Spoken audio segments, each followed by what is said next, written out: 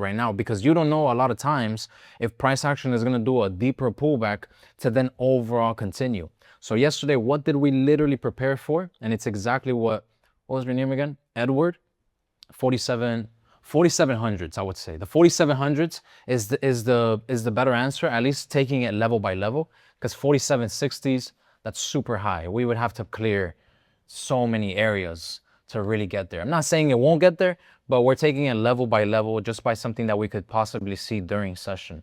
So we understood that even though, let's say we had technicals bearish, right? We had bearish price action. Fundamentals were telling us that price is likely to go and push lower based off the strength that we see on dollar.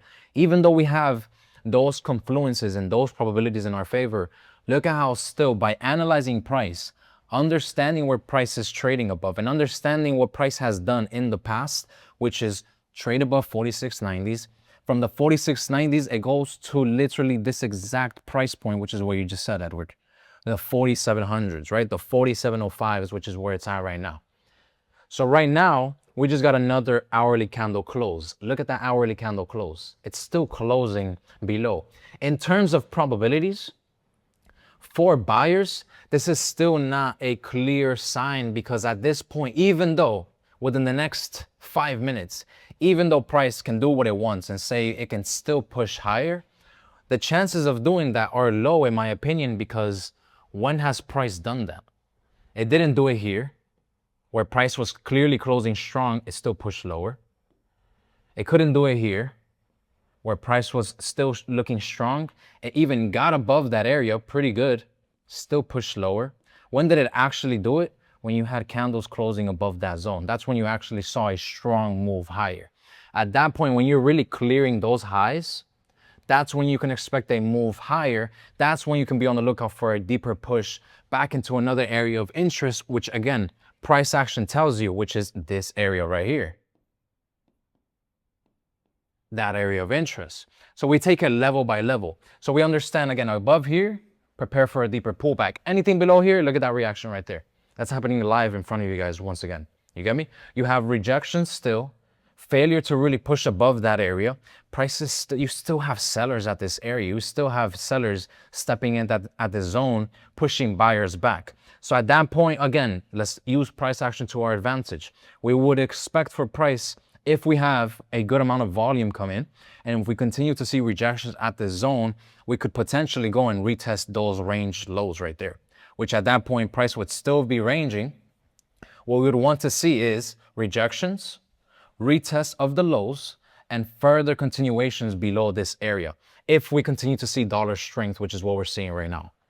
During the beginning of the session, I think dollar was like up 0.10%. Right now it's at 0.16%. So if we look at that, I'm assuming it's pushing. There you go. So dollar is pushing right now a little bit towards the upside there. You can see that.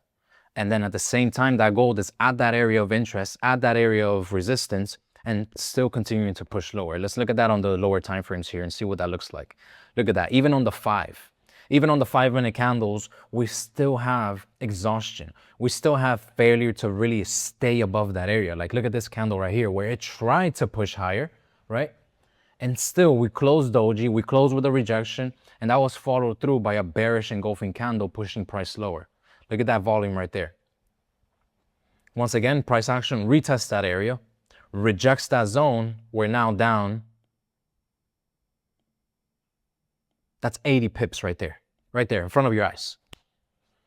That's easily, I would say, more than a 1 to 2 right there.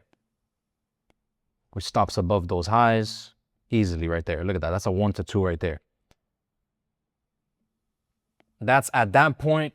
Obviously, everybody has their own trading plan. Everybody has their own way of trading. I'll always make sure to remind you guys of that. But still, the proof is right there in front of you guys. At that point, if you did decide to take sells, make sure you manage your risk accordingly. Make sure you do not get too greedy. You know, make sure you either secure profits, trail stop losses. There's a ton of ways to manage your risk.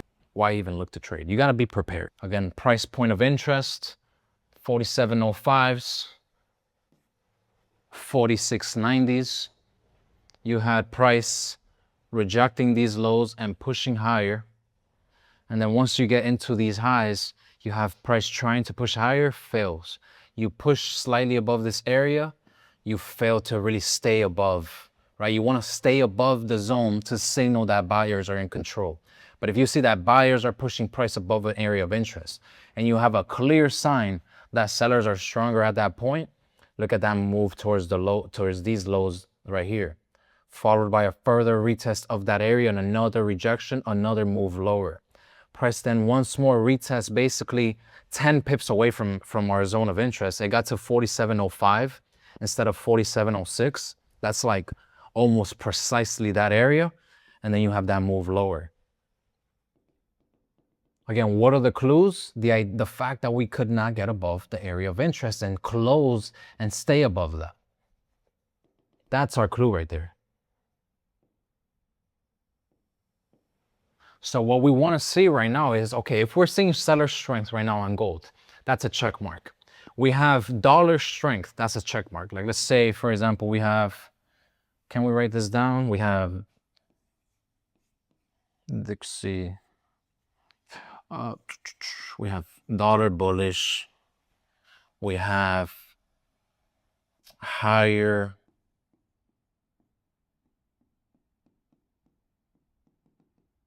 inflation, we have rate cuts or rate cut bets diminishing. I'll just put a D. We have bearish, bears. We have bears in control. So at that point, when we talk in terms of probabilities, we have a lot more things in favor of seeing gold push lower. But what, instead of us just blindly following this and thinking, well, let me just take a sell and hold for, sheesh. Instead of me just looking to take a sell and holding forever, let me take this level by level. Let me take this step by step, meaning where does price need to get below now? If we've already rejected these highs, which I've pointed out now like 5 times, where do we need to get below now? If this is going to continue to hold strength, we have further dollar bulls, higher inflation is the main market narrative right now, which is what we saw with the CPI and the PPI report.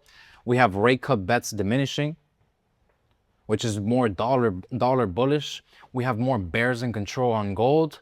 We've already gotten the rejections. We already got about 100 pips worth of movement. So the opportunity, we could end the stream right here and call it a day. We've already seen our trade idea play out. But taking it level by level, what's next? We have now price giving us a reaction at the lows, and we have now created a lower high point right here, which is this area of interest right here. In terms of optimal price action, my favorite word, we would want to see price get no higher than that and continue to stay pushing lower and get below those lows. Because if not, what do we have? Look at that volume. Pay attention to that volume there, guys. Because if we don't see price, for example, respect these highs, we would be rejecting lows and we would be trading still back above our area of interest, which is this 4690s area.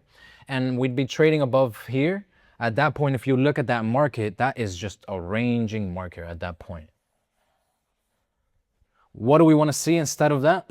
We want to see trending markets, meaning we want to get price below the zone as we're getting right now. As we're looking at price action right now, price is pushing lower. This is what we want to see. But again, we just want to make sure that we look at this objectively.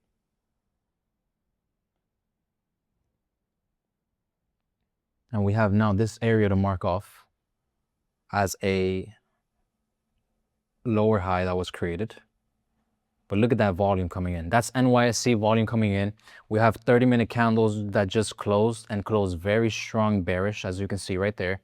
Dollar continues to push higher, as you can see. We've gotten that push now below.